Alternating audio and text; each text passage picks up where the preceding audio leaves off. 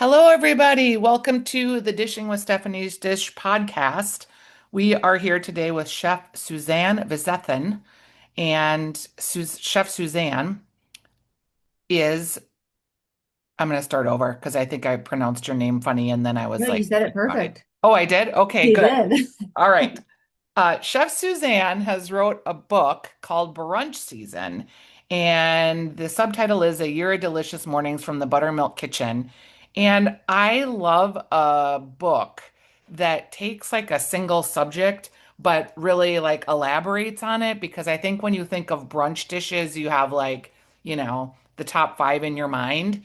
And Mhm. you really have done a comprehensive guide here of how to explore brunch from not just like egg dishes, but all the way through seasonality. So for me, I love books that either give you seasonal guidance because like I'm in summer right now. So how do Mhm. I make a brunch for friends and what ingredients do I use? I love the way you organize this book. Is this Thank your you. first book? It's our second book. The first book was more of a restaurant focused book, like 100 recipes from the restaurant. So this book is, more of a standalone book. It's definitely recipes that you would find maybe as specials in the restaurant, but more as me as a chef, like my voice as a chef. So let's talk about that for just a second because I think a friend of mine, Gavin Kaysen from the Twin Cities, he has like a book called At Home that's more of his like personality and style. And then he has the restaurant books, which are highly stylized. Obviously, it's a beautiful restaurant. What, after writing the restaurant book, made you want to kind of bring that home into your point of view? I think that I love not well, first of all, I love cooking and I love sharing recipes with people. And, like you said, kind of you brought up a really good point that chef recipes and restaurant recipes are just that. They're restaurant recipes, and they're sometimes really difficult to pare down to something small and make them accessible in the home kitchen. And so, while we attempted to do that in the first book, I think that this was more of an opportunity to say, okay, hey, this is something that I might cook at home, or, this is something that I like to cook in the summer or in the fall, and kind of really bringing that, like you in my home with me. So, Can you tell me um, a little bit more about your restaurant? sure. Yeah. So we actually have two. The original restaurant's in Atlanta, Georgia. It's been open almost 13 years, brunch focused restaurant, open in the morning, breakfast and lunch primarily. And then I actually just opened a restaurant up in Maine. I live here full time, up on the mid coast in a town called Camden. And we took over an 81-year-old diner and opened another buttermilk kitchen here. And that one's called Buttermilk Kitchen at Mariners to honor the old name. So yeah, same style, still a brunch driven restaurant, but a little bit more of a coastal flair since we are right on the water. And Did you serving have up a did classics. you have a move that precipitated opening in another location? Because I'm fascinated by how people can run restaurants, A1, and then two, like in two different states. I just don't even It's know how you guys challenging. do I'm it. not gonna lie to you. It is hard. But I'm very, blessed that I have great people working for me. And I think that because I waited so long to open the second one, I was able to really establish a great team under me that can handle a lot of the heavy lifting when I'm gone. And, I come back, I try to travel back like 6 to 8 times a year to check on them, but I am primarily in Maine, and this restaurant's very new. So it requires more of my attention and time. But, I really just am a firm believer that if you attract great people and you treat them well and you pay them well, that they'll be very loyal to you.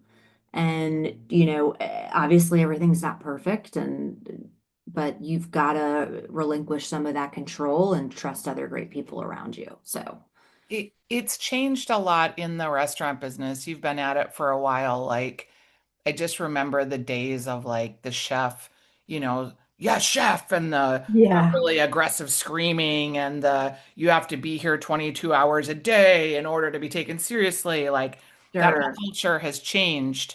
And I'm wondering, for you, if that feels like a refreshing change because you've been in it a long time. Yeah, no, it definitely does. I started off in fine dining, kind of working late nights, and I always was really fond of breakfast and kind of breakfast service because not only did it allow you to have your nights free, which I always loved. I'm a morning person. I think too, what I learned very quickly is how important work-life balance is. And it is a really tough industry and a tough job. And as you know, the next generation coming up is different. And you talk to them differently and they have different needs and different wants. And I don't think it's a bad thing. I just think that I've learned that you just have to be accepting of those changes and learn something from that new generation. Yeah, it's a very feeling generation. They're very Mhm. oriented towards having feelings, wanting to share those feelings, wanting those feelings to be heard, which is probably not surprising when you look at the rise of social media in the last 15 years, where that's what we do. We share, Mhm. overshare, and share again and share some more, and Yeah. really feel like, and I'm guilty of it too, like I really feel like everyone needs to know my feelings at all times. Yeah. It's very interesting when you put that into a setting of a restaurant, Mhm. because a restaurant Definitely. is such a living, breathing microcosm of society or whatever is happening at the time. Yes. And my first kitchen job. I worked silently. I made $7 an hour. You never challenged the chef. You never challenged anyone around you. You kept your head down and just kept going. Yep. So it's different for me for sure. But I really embrace this younger generation and their needs and wants because I do think it is important to speak up and you know value your life and have a balance. So we find that when we're flexible with people, um, that it just creates a much better work environment for Yeah. everybody. And it's challenging. I'm not going to say it isn't because it is challenging to be flexible in restaurants. But, um, overall, I think that's a reason why we've been so successful is, when we do have the daytime and we just try to treat our people really well, Yeah. And I listen think to it their needs. shows. When you talk about your book in particular, did you do all the photographs? Because they're stunning. Oh, I wish. No, I'm not that talented.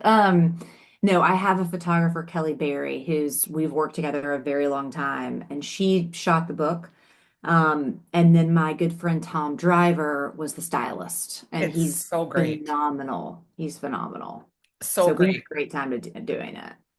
What I want people to know about with this book, because honestly, if you have a person in your life that's into brunching, because there's sort of that brunch crew, this book should be number one on your list. It's brunch season. And not only do I love the way it's organized in the pictures, but you have very approachable recipes. And also it feels very modern. So kale and mushroom frittata. Obviously, everybody's got a good cinnamon roll recipe, including you. Pumpkin glazed coffee cake. I have a cookbook that has literally like 10 pumpkin recipes in it because I'm obsessed. Yeah.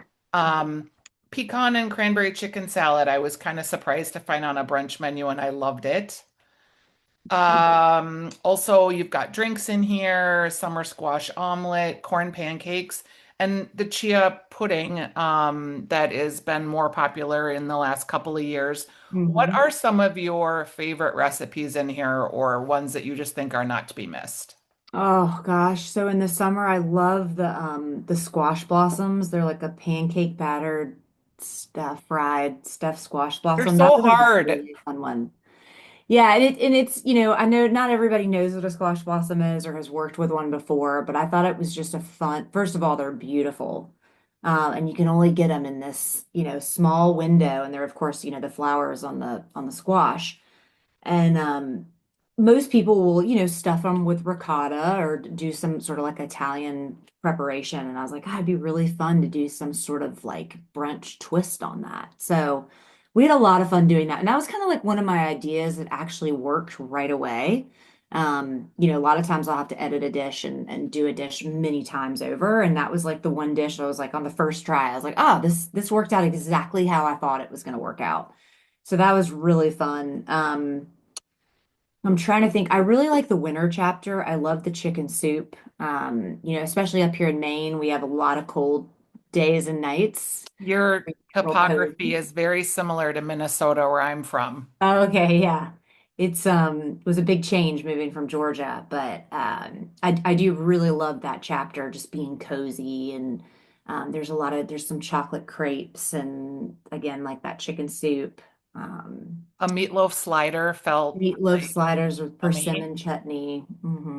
Um, so again, I'm a lot of the recipes I'm trying to take a familiar dish like a slider, but then teaching you how to work with a persimmon that most people probably haven't really worked with. So again, it's just really about going to your local markets, supporting those farmers, and then finding a way to bring that into your home in an approachable way. Your cinnamon rolls looked really doable. A lot of times I think when we see cinnamon rolls in books, they look so puffy and like I know that when I make those at home, that's not how they turn out because they don't proof like that. So I felt like yours literally looked like something I could make. Oh, awesome. Good. Well, you should try to make them for sure. Baking's like, I feel like baking's one of those things that you can actually really follow the recipe. Because in cooking, like even day one culinary school, we're taught recipe is just a guideline. Interpret it the way you're going to interpret it, use your common sense, use it as your baseline, but it's okay to, if something doesn't taste salty enough, add a little more salt or Yeah. add this or add that. But with baking, it's very scientific and exact. So I feel like if you're somebody that likes to follow a recipe, baking can be a lot of fun. Who are some of the people that inspire you or books that you find yourself going back to? Oh gosh, I love cookbooks, but there's so many choices. But I've always been a really big fan of Donna Hay. I don't know if you know who that Yes, is. of Kind of course like the I do. Martha Stewart of Australia. Hmm. And I always just when I was really young, when I worked for a catering company, my boss had a bunch of her books. They're so And gorgeous. I would just get lost in them. Yeah, I love just her stylistic approach. I love just I not only do I love like preparing food, I love styling food. I love making a plate look beautiful. So I feel like she does that really well. Um, I love anything Jamie Oliver. I think he has such a Same. approachable way to cooking. Um, I'm like looking over at my cookbooks right now.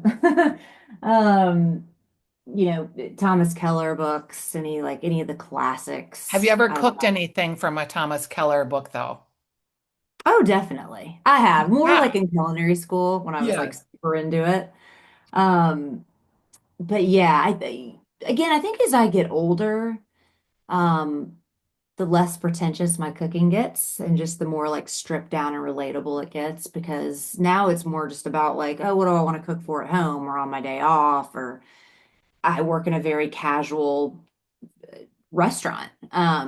So I feel like that's kind of what's made us successful is, kind of marketable dishes. Yeah. They got to taste good, but like they got to grab the customer's attention as well. So, Yes. I think too, when you look at cookbooks and how they're packaged, there's the aspirational books or the books you go to for inspiration. And then mhm. there's the like, oh, I'm really going to cook out of this one. And Oh yeah. right away, yours was in my pile of I'm going to cook. Oh, thank you. Yeah. Coddled eggs and shired eggs and eggs in little ramekins are always like such good brunch dishes when you get them, but then like they're kind of hard to do when you're Yeah. making brunch at home. Do you have any like tricks or what makes your coddled egg better than most? I don't know if it's better than most, but Sure I it think is. Looks amazing. I think the big thing with a coddled egg is just trying to cook it correctly. Not over like deciding kind of how you like your egg. Do you like it runny or do you like it more set? And then for there, just keeping an eye on it, making sure I like mine a little runny. Me too. So, and then of course, like, I tell chefs this all the time, especially home cooks take a look at your equipment that you're cooking on. It's all dependent upon like how good your oven is and your stovetop and your pan that you're cooking in and the ramekin you're putting the egg in. And then obviously most importantly is the ingredients. Like I love doing the coddled egg with the kale or like fresh spinach. And it's like, go to your market and grab, fresh spinach. Like just grab something beautiful, and that's gonna make the dish shine. One recipe in here that I was really pleased to see, and I felt like I could make it, but it also felt a little bit southern, was the winter greens gumbo with Yeah. well filet in there, which of course that's what makes it the gumbo. It Uh-huh. looks so homey and so hearty. It's so good. It's so good. And it's just a different twist on a regular gumbo because it's got a lot of the greens in it. So it just, again, it's like one of those very comforting dishes, but it also feels very healthy at the same time. But yeah, I love that dish. I Yeah, really do. I'm gonna for sure make that one. It looked just amazing. When you were working on the book and thinking about what recipes to put in it, was it pretty easy to figure out what you wanted to add, or did you have to cut a lot? Um, it really depended on the chapter. I think it was a lot of definitely some editing, some trial and error. Some dishes I just knew. I'd had them before, Yeah, they'd been on the restaurant menu. And so those were more of the easy ones. But yeah, I mean, it takes a lot of editing and remaking and testing, and a lot of testing goes into the book. So from there, it really just depended on, did I like the way it turned out? Did other people trying it like it? And then, but I really, the easy part about the book was leaning in on the seasons. yeah, Like you take your inspiration from the market, what's growing. And it's like, okay, well, what can I do with tomatoes? Or what can yeah. I do with this? And then it was like you give yourself a theme of brunch, and that makes it all, I call it creative constraints. And that really helps you kind of narrow down what you're going to do because the sky's the limit. I mean, there's so many dishes out there, right? So, Yes. Is it hard for you to do a book tour? I mean, running two restaurants, and does having a restaurant kind of, is that the sales mechanism for the book? I would imagine it might be. yeah, and it kind of, my opinion kind of goes back and forth sometimes with like doing a true book tour because they're great and they're helpful and they're obviously great exposure. But having two restaurants is such an important platform to sell the book because you got to think about it. In the Atlanta restaurant, we see over 2,000 people a week. And then up here in Maine, obviously much smaller town, but we're in such a high tourist area. Hmm. So our population triples in the summer. Yep. So all the foot traffic we're getting, it's really important that you have them in the stores. And then obviously from there, they can go on our website and have them shipped. And there's other ordering platforms, obviously, they can get it from. But I would say having them in two restaurants is very important. Yeah, So, it seems like it'd be such a great way to sell books. I was like, yeah, absolutely. It do I is. need to open a restaurant? Yeah, don't do that. No, I probably won't. But can we talk a little bit about the drinks? Because with brunch, a lot of times there's drinks. Are there Mhm. drinks or mocktails that you really feel partial to in the cookbook? Oh gosh, I'm trying to think. I love I gotta go look back at the drinks I put in there.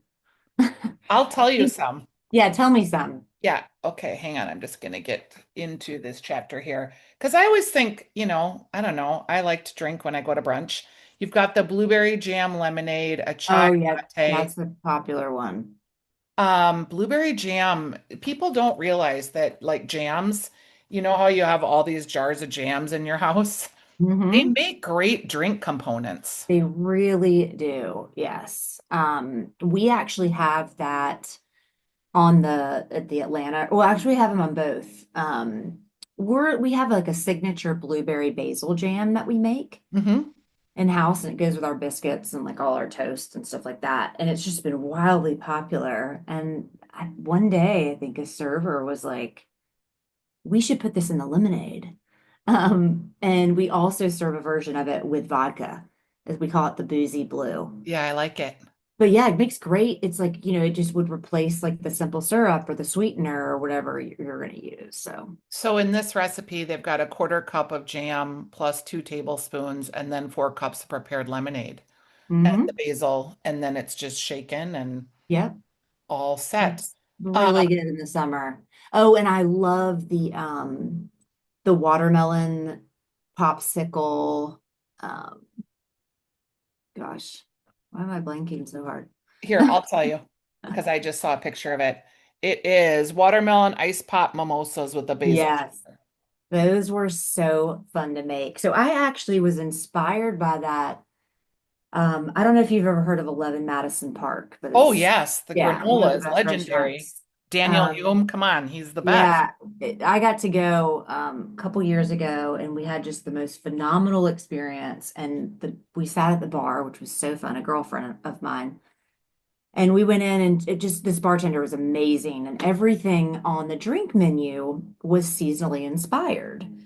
And they just had all these cool things. And I just was really, really inspired. And I was like, what can I do with a watermelon? And so Yeah, I made these like really cool watermelon popsicles and just stuck it into a glass of Prosecco. And it's awesome because, it's a great way to entertain yeah. because then once the people grab their drinks and eventually it melts, and then you have this awesome, watermelon slush in your champagne. Have you ever heard of something called a Johnny Pop where you are? Johnny Pop. I don't think so. I know a Johnny cake, but I don't Okay, think that's what so Johnny Pop is. they're these natural popsicles that are and were invented by a college kid in Minneapolis. And they're Okay. starting to get more nationwide exposure because they're at Costco and Target and some other places. But Okay. they have these really great flavors, and they have like a watermelon flavor or a sugar-free hibiscus. And they are great as a shortcut to put in a Prosecco just like you did.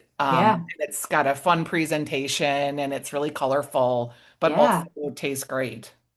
That's awesome. Let's talk about your frying chicken. I'm working on a fried chicken episode, so I sort of have chicken on the brain. Okay. You fry yours in a shallow fry of about an inch of oil. Is that correct? Mhm. Yep. And is that how, like, did you see your mom do it that way? Because there's different theories. Like some people shallow fry, some people deep fry. Mhm. So growing up, I didn't grow up in a traditional Southern family, but my dad loved fried chicken. And he would shallow fry it. He would always do like the thighs, and he would get one of those big like electric griddles that you would plug in Yep. and do like, an inch of the oil and fry Yep. it that way. At the restaurant, we actually deep fry it like real low on like 275 degrees. But I like this recipe because I think it's more approachable for the home kitchen. Mhm. Most people are not going to be deep frying, or Yeah. it makes a mess. And so I like both ways. But I feel like in more of a home setting, it's better to use like a big cast iron and fry it on both sides and then finish it in the oven. It gets Yeah. really nice and crispy. Yeah. So Same theory.